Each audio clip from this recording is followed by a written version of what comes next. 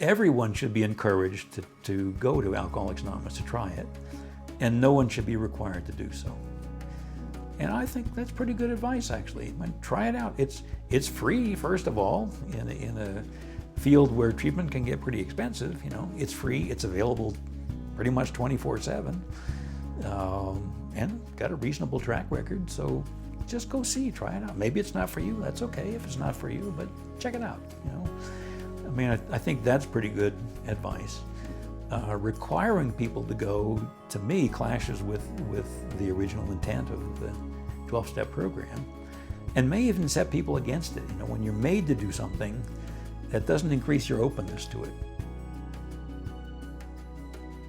People who have been in AA for a long time, to me, look quite different from newcomers.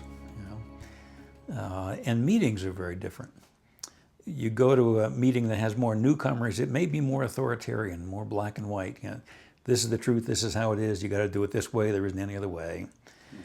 If you go to a meeting of people that have been in the program a long time, 20 years, there's an early morning meeting here that's like that.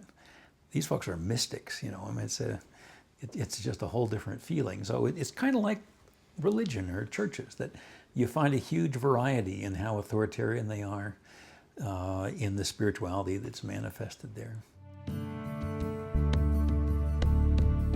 They saw really severe alcoholics whose lives had been deeply damaged, and they concluded, correctly, I think, that this was a group of people who were never going to become moderate drinkers again. They really needed to stop. But that was only a slice of the world. And if you look more broadly, when you do surveys of populations, you see for every person like that, there are 2, 3, 4, 5 people who have a drink problem, and they need to do something about it. But they are not alcoholic, and they can become a moderate drinker. And funnily enough, one of the people who acknowledged that was Bill Wilson, co-founder of AA. It's in the big book. He says there are people who can return to drinking like a gent, is the expression he used. And he said, but that's just not us. That's not what AA is for, but if you can do that, then go ahead. And somewhere along the way that got forgotten, so that people felt then to be a good AA member you had to deny the existence of that population. That's not true.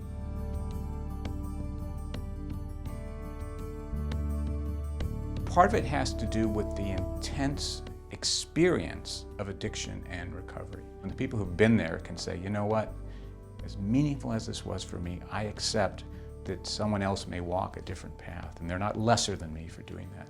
That takes some emotional work, and it takes some community building.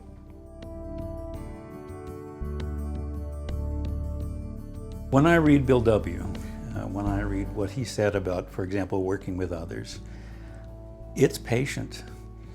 He did not label other people alcoholic. That was, for him, something each person needed to come to their own truth about.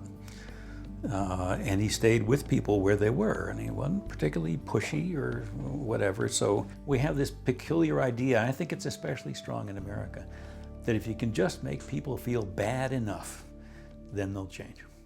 No evidence for that. Never has been any evidence for that. In fact, the opposite seems to be true.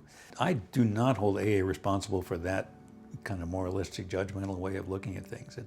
That's not Bill W. I think the founders recognized that. It wasn't for everybody. There are people who do well in it, and that's what they should do, and there's other people, something completely different is what they need. So I'd say, let's focus on developing those things, rather than getting, mad at AA for not taking care of everyone. No one can take care of everyone. Vincent Dole, an amazing addictionologist he and Marie Neiswinder basically set up the first methadone maintenance clinics, knew Bill Wilson. And Bill Wilson asked him, could you please develop a medication like that for alcoholics? That's the guy who founded the program. And a lot of people today, they don't know that, they don't remember it, or they don't also know the part of the big book that says the 12 steps are but suggestions. A good addiction treatment agency will absolutely have AA as one trick in its bag. Yeah. It will also know about naltrexone. It will also know about a psychiatric treatment of comorbid depression and comorbid psychiatric disorders.